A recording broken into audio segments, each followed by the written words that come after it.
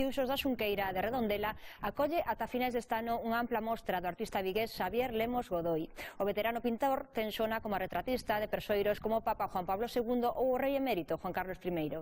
Nesta exposición amosa a súa faceta máis costumista, que conxuga o realismo romántico co mundo das fadas.